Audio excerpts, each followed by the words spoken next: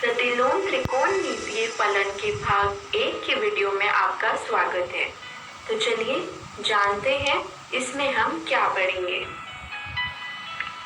प्रतिलोम फलन तथा मुख्य मान शाखा।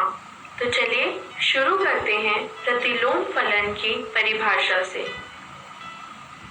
गणित में किसी फलन का प्रतिलोम फलन उस फलन को कहते हैं जो मूल फलन द्वारा किए गए परिवर्तन को बदलकर मूल रूप में ला दे। किसी फलन f में x रखने पर परिणाम y मिलता है तो f के प्रतिलोम फलन में y रखने पर परिणाम x मिलेगा। f of x बराबर है y के अगर g of y बराबर है x के। आइए चित्र द्वारा इसे समझते हैं। f की प्रांत है a, b, c और परिसर है 1, 2, 3। तो f इनवर्स यानी f प्रतिलोम की प्रांत है 1, 2, 3 और परिसर होगा a, b, c। आइए इसे उदाहरण द्वारा समझते हैं। f(x) बराबर है 5x - 7 के। जी y बराबर होगा y + 7 भाग 5 के। आइए जानते हैं साइन इनवर्स x यानी साइन के प्रतिलोम के बारे में।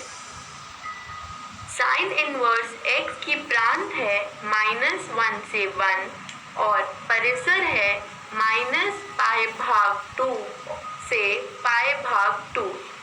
देखते हैं साइन x का ग्राफ। देखते हैं साइन इनवर्स x यानी साइन प्रतिलोम x का ग्राफ। प्रतिलोम फलन का आलेख रेखा y x के बराबर रख के परितः संगत मूल फलन के आलेख को दर्पण प्रतिबिंब के रूप में प्राप्त की जा सकती है। जानते हैं tan इनवर्स x यानी tan प्रतिलोम x के बारे में।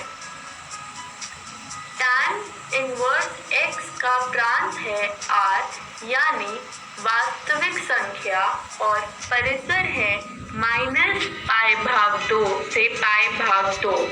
जानते हैं tan x का ग्राफ। tan इनवर्स x का ग्राफ होगा। जानते हैं cos इनवर्स x यानी cos प्रतिलोम x के बारे में। cos इनवर्स x की प्रांत है -1 से 1 और परिसर है 0 से π। देखते हैं cos x का ग्राफ। cos इनवर्स x यानी cos प्रतिलोम x का ग्राफ होगा। आइए जानते हैं मुख्य मान के बारे में। शुरू करते हैं परिभाषा से। क्योंकि कोई भी त्रिकोणमितीय फलन एकाकी नहीं है, इनके प्रतिलोम फलन तभी संभव होंगे यदि इनके डोमेन सीमित रखे जाएं। देखते हैं तालिका। साइन इनवर्स x का प्रांत है -1 से 1 और परिसर है -π/2 से π/2। इसी तरह cos इनवर्स x का प्रांत है -1 से 1 और परिसर है 0 से π। और tan इनवर्स x का प्रांत है r और परिसर है -π/2 से π/2। इन फलन के बारे में हम पढ़ चुके हैं। देखते हैं कुछ और फलन के प्रांत और परिसर। cot इनवर्स x का प्रांत है r और परिसर है 0 से π। इसी तरह sec इनवर्स x का प्रांत है r -1 से 1 और परिसर है 0 से π -π/2। और cosec इनवर्स x का प्रांत है r -1 से 1 और परिसर है -π/2 से π/2 -0। इसका मतलब 0 इसके अंतर्गत नहीं है। आइए शुरू करते हैं मुख्य मान पर सवाल। पहला सवाल है साइन इनवर्स -1/2 का मुख्य मान ज्ञात कीजिए। हल देखते हैं।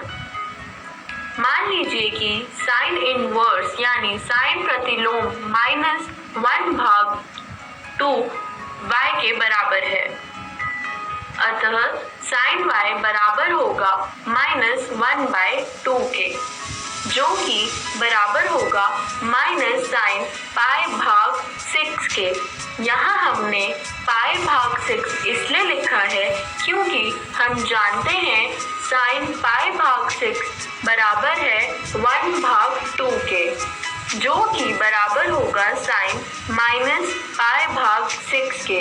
यहाँ हम -π/6 इसलिए लिखा है क्योंकि हमें ज्ञात है कि साइन इनवर्स x यानी साइन प्रतिलोम x की मुख्य शाखा का परिसर -π/2 से π/2 होता है, जो कि इसके अंतर्गत आएगा। और साइन -π/6 बराबर है -1/2 के, इसलिए साइन इनवर्स -1/2 का मुख्य मान है -π/6। देखते हैं अगला प्रश्न। tan इनवर्स -√3 का मुख्य मान ज्ञात कीजिए। देखते हैं हल। मान लीजिए कि tan इनवर्स -√3 बराबर है y के, अतः tan y बराबर होगा -√3 के, जो कि बराबर होगा -tan π/3 के।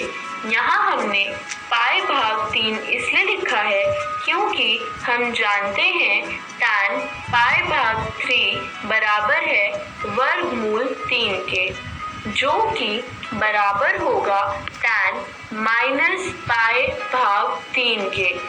क्योंकि हमें ज्ञात है tan इनवर्स x की मुख्य शाखा का परिसर -π/2 से π/2 होता है और -π/3 इसके अंतर्गत आता है। और tan इनवर्स -π/3 -√3 के बराबर है। तो फिर tan इनवर्स -√3 का मुख्य मान है -π/3। आइए देखते हैं तीसरा सवाल। कोसेक इनवर्स यानी कोसेक प्रतिलोम 2 का मुख्य मान ज्ञात कीजिए। देखते हैं हल। मान लीजिए कोसेक इनवर्स 2 बराबर है y के, जिसका मतलब कोसेक y बराबर होगा 2 के। कोसेक π/6, यहाँ मैंने π/6 इसलिए लिखा क्योंकि कोसेक π/6 बराबर होता है 2 के, और हमें ज्ञात है कि कोसेक इनवर्स x यानी कोसेक प्रतिलोम x का मुख्य शाखा का परिसर -π/2 से π/2 -0 होता है। इसका मतलब कोसेक इनवर्स 2 यानी कोसेक प्रतिलोम 2 का मुख्य मान है π/6। देखते हैं अगला सवाल। कोसेक इनवर्स √3/2 का मुख्य मान ज्ञात कीजिए। शुरू करते हैं हल। मान लीजिए कोसेक इनवर्स √3/2 बराबर है y के। इसका मतलब cos y बराबर होगा √3/2 के, यानी cos π/6, क्योंकि cos π/6 बराबर होता है √3/2 के।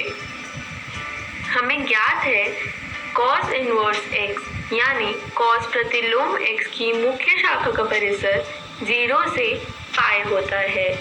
इसका मतलब cos इनवर्स √3/2 का मुख्य मान है π/6। तो आइए जानते हैं इस वीडियो में हमने क्या सीखा। प्रतिलोम फलन और मुख्यमान शाखा। जानते हैं अगली वीडियो में हम सीखेंगे प्रतिलोम फलन के गुण। धन्यवाद।